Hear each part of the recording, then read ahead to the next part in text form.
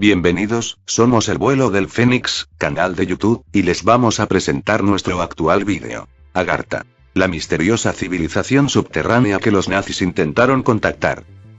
La Alemania nazi descubrió rápidamente que de la mano del rigor científico no solo podría tomar ventaja durante la Segunda Guerra Mundial, sino fundamentar sus principios ideológicos, así como satisfacer la curiosidad supersticiosa de sus altos rangos, aunque la mayoría de las veces fue a costa del sufrimiento humano. Una de las tantas investigaciones realizadas que tuvieron un tinte macabro son las de la Ahnenerbe, la Sociedad para la Investigación y Enseñanza sobre la Herencia Ancestral Alemana. Esta fue juzgada como una de las patrocinadoras de los experimentos médicos en los campos de concentración, en particular aquellos que respondían a sus necesidades, como la resistencia a la altitud o la congelación. La sociedad ocupaba su tiempo en expediciones de carácter arqueológico, así como antropológico y etnológico alrededor del globo. No obstante, en sus investigaciones la ciencia pasó a segundo término cuando el ocultismo se hizo del papel principal. La afición de Hitler por los temas relacionados al ocultismo y no es un secreto, por ejemplo, su búsqueda de la lanza de Cristo está documentada ampliamente, de la misma forma que la del Santo Grial inscrita en la cultura pop a través de hits de Hollywood como Indiana Jones.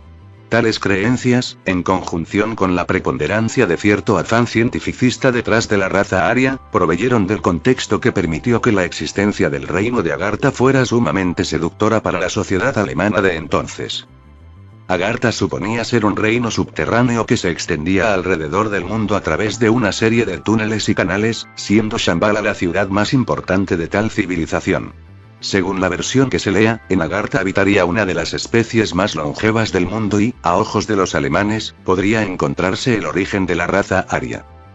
La búsqueda incesante del supuesto ancestro de la raza aria, hizo que una expedición de la Ahnenerbe partiera hacia el desierto de Gobi, en la meseta tibetana, en búsqueda de una de las entradas de Agartha en 1938. Esta fue liderada por el zoólogo, Ernest Scheffer, quien según cuenta la historia, tuvo que ceder a los deseos de Heinrich Himmler, el Reichsführer de la SS que así como Hitler, estaba interesado en cuestiones esotéricas, pero sobre todo, deseaba demostrar un par de teorías que se consideraban prominentemente nazis, como la Weltanlehre o la cosmogonía glacial. Tal teoría fue propuesta por Hans Hörbiger y explicaba el origen del mundo, mezclado con otros factores como precisamente la existencia de una raza.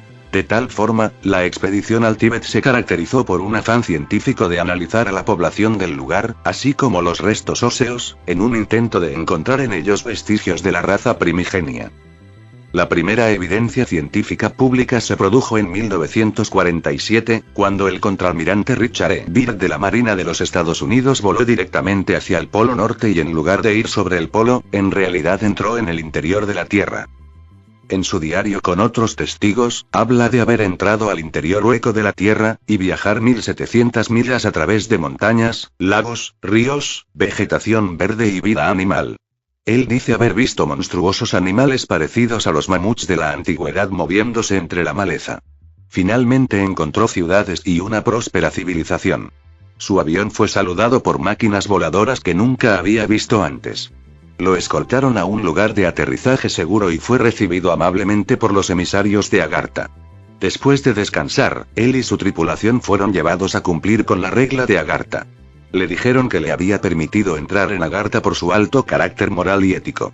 Se llegó a decir que desde que Estados Unidos lanzó las bombas atómicas sobre Hiroshima y Nagasaki, habían estado muy preocupados por su propia seguridad y supervivencia. Habían decidido que era hora de hacer un mayor contacto con el mundo exterior para asegurarse de que no destruyamos el planeta y su civilización con él. Se les había permitido justo para este propósito, como una manera de hacer contacto con alguien de confianza. El almirante Byrd y su tripulación después de su visita fueron guiados por sus anfitriones en su avión de regreso al mundo exterior y sus vidas cambiaron para siempre. En enero de 1956, el almirante Byrd dirigió una expedición a la Antártida y el Polo Sur. En esta expedición él y su tripulación penetraron 2.300 kilómetros en el centro de la Tierra de nuevo. El almirante Byrd declara que el norte y el Polo Sur en realidad son dos de las muchas aperturas hacia el centro de la Tierra. No puedo dejar de reflexionar sobre Julio Verne y su famoso libro de ciencia ficción Viaje al centro de la Tierra, que muchos de ustedes habrán leído o visto la película. El almirante Byrd también afirma que el interior de la Tierra tiene un sol interior. La teoría del almirante Byrd es que los polos de la Tierra son convexos, en lugar de cóncavos. Barcos y aviones pueden volar o navegar dentro. La prensa estadounidense anunció el descubrimiento del almirante Byrd, sin embargo, fue inmediatamente reprimida por nuestros buenos amigos, el gobierno secreto. Ray Palmer, el editor de la revista Flying Saucer, hizo una historia detallada de los descubrimientos del almirante Byrd. El gobierno de Estados Unidos compró, robó o destruyó casi todas las copias y después destruyó las placas de la imprenta. Me han dicho que exactamente lo mismo que sucedió con respecto a un artículo realizado con motivo del descubrimiento del almirante Byrd por el National Geographic. La revista fue puesta en libertad y el gobierno de los Estados Unidos engulló casi todos los temas. Si la historia no era cierta, ¿cómo es que el gobierno estaba tan tenso? Otro dato interesante es que el gobierno de los Estados Unidos no permite que los aviones sobrevuelen los polos. Todos los vuelos son dirigidos a ir alrededor de los polos y cualquier piloto de línea aérea de vuelo en estas áreas les dirá que esto es cierto. Otro fenómeno interesante es el hecho de que los icebergs a la deriva en los polos están compuestos de agua dulce y no de agua salada. Otra pregunta interesante es por qué hace más calor cerca de los polos que a 600 o 1000 kilómetros de distancia de ellos. En el libro del Dr. Raymond Bernard llamado La Tierra Hueca se habla de un hombre que confirmó la historia del almirante Byrd. El Dr. Nelfi Cotton de Los Ángeles informó que uno de sus pacientes, un hombre de ascendencia nórdica, le contó la siguiente historia. Yo vivía cerca del Círculo Ártico en Noruega. Un verano, mi amigo y yo nos decidimos a tomar un paseo en barco, juntos y llegar tan lejos como pudimos en el país del norte. Por eso, cargamos provisiones de comida para un par de meses en un pequeño barco de pesca. Al final de un mes viajando lejos hacia el norte, más allá del polo, encontramos un país nuevo y desconocido. Nos quedamos muy asombrados por el clima cálido que hacía allí, tanto que, a veces por la noche era casi demasiado caluroso para poder dormir. Entonces vimos algo tan extraño que los dos nos quedamos atónitos. En la orilla del cálido mar abierto en el que estábamos había, lo que parecía una gran montaña. En esa montaña en un momento dado ese océano parecía desaparecer. Perplejos continuamos en esa dirección y nos encontramos con un inmenso cañón que conduce al interior de la Tierra. Seguimos navegando y luego vimos lo que más nos sorprendió, un sol que brillaba en el interior de la Tierra. El océano que nos había llevado hasta el interior hueco de la Tierra se convirtió en un río. Este río llevaba, como nos dimos cuenta más tarde, a lo largo de la superficie interior del mundo de un extremo al otro. Se puede ir si usted lo sigue el tiempo suficiente, desde el polo norte hasta el polo sur. Vimos que la superficie interna de la Tierra está dividida entre tierra y agua. Hay mucho sol y la vida animal y vegetal abunda allí. Navegamos más y más en este país fantástico donde todo era enorme en comparación con las cosas del exterior. Las plantas son grandes, gigantescos árboles y finalmente llegamos a los gigantes. Vivían en casas y ciudades, así como lo hacemos en la superficie de la Tierra, y se utilizaba un tipo de transporte eléctrico como un coche monorriel, para el transporte de personas. Corría a lo largo de la orilla del río de pueblo en pueblo. Varios de los habitantes de la Tierra interna, gigantes enormes, detectaron nuestro bote en el río, y se sorprendieron bastante. Ellos fueron, sin embargo, bastante agradables. Nos invitaron a cenar con ellos en sus casas, y así nos separamos mi compañero y yo. Él fue con un gigante a la casa de ese gigante y yo fui con otro gigante a su casa. Mi amigo gigante me llevó a casa con su familia y yo estaba consternado por completo por ver el enorme tamaño de todos los objetos de su casa. La mesa de la cena era colosal. Me pusieron un plato delante y lo llenaron con una porción de los alimentos tan grande que me hubiera alimentado abundantemente toda una semana. El gigante me ofreció un racimo de uvas y cada uva era tan grande como uno de nuestros melocotones. Probé una y me pareció mucho más dulce que cualquiera que yo había probado en el exterior. En el interior de la Tierra todas las frutas y verduras saben mucho mejor y son más sabrosas que las que tenemos en la superficie exterior de la Tierra. 5 Nos quedamos con los gigantes por un año, disfrutando de su compañía tanto como ellos disfrutaron de conocernos. Hemos observado muchas cosas extrañas e inusuales durante nuestra visita a estas personas notables, y nos quedamos impresionados continuamente en sus avances científicos y las invenciones. En todo este tiempo nunca fueron hostiles con nosotros y de hecho, se ofrecieron cortésmente a protegernos si lo necesitábamos para el viaje de regreso. Otro relato diferente acerca de una visita a la Tierra Hueca, fue mencionado por otro noruego con el nombre de Olaf Hansen, y fue narrado en un libro llamado El Dios Humeante, escrito por Willis George Emerson. El término dios de humo se refiere al sol central en el interior hueco de la Tierra, que es más pequeño y menos brillante que nuestro sol exterior y por lo tanto, aparece como un meante. El libro relata las experiencias de un padre y su hijo Noarse que en su pequeño barco de pesca trataron de encontrar la Tierra más allá del viento del norte de la que habían oído hablar. Un vendaval aparentemente los llevó a través de la abertura polar al interior hueco de la Tierra. El libro fue publicado en 1908. Se habla de las experiencias del hijo. Al parecer, pasó 2 años allí y regresó a través de la abertura polar del sur. El padre perdió la vida cuando un iceberg se partió en 2 y destruyó el bote. El hijo fue rescatado y le contó su increíble historia. Fue encerrado en una prisión para dementes porque nadie le creyó. Después de ser liberado y pasar 26 años como pescador, se trasladó a los Estados Unidos.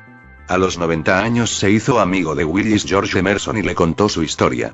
En su lecho de muerte, también le dio los mapas que había hecho del interior de la Tierra y el manuscrito de sus experiencias.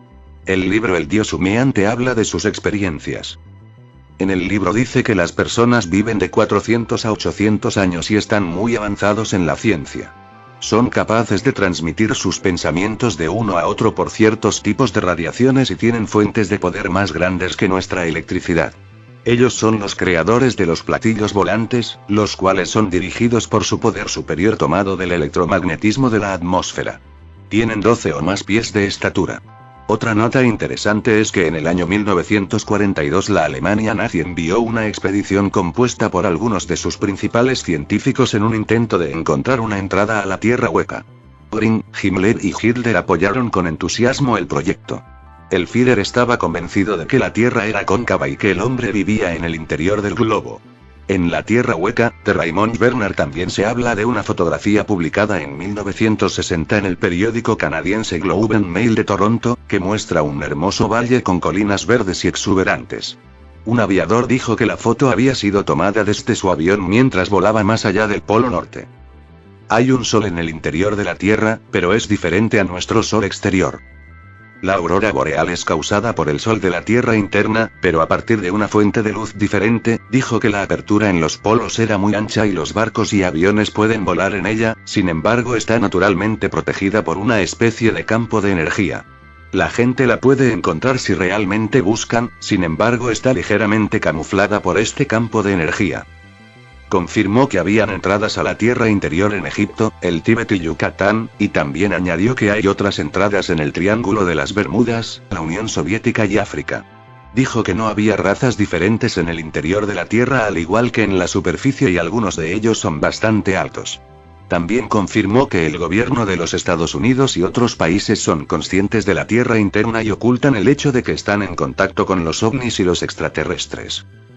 Hasta aquí durante las últimas décadas ha salido a la luz mucha información oculta sobre el ser humano, la historia, los grupos de poder, la energía libre, el cambio de paradigma, el mundo cuántico y mucho más. Chakras, Anunnakis, Lemuria, exopolítica, sistemas toroidales, y son conceptos que se van descubriendo y entendiendo poco a poco, aunque aún queda camino por divulgarlos mejor y comprenderlos en su verdadero significado. Sin embargo, uno de los temas menos conocidos de lo no oficial es la Tierra Hueca. Una realidad oculta, no una teoría, avalada por innumerables pruebas sobre la estructura de nuestro planeta y lo que contiene en su interior. A continuación exponemos todos los datos sobre la Tierra Hueca.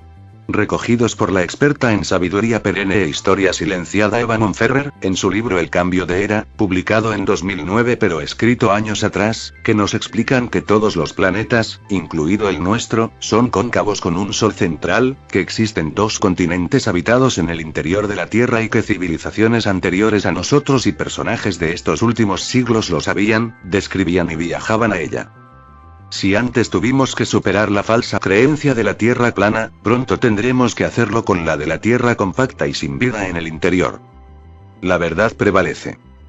Comparte y suscríbete al Vuelo del Fénix, canal de YouTube.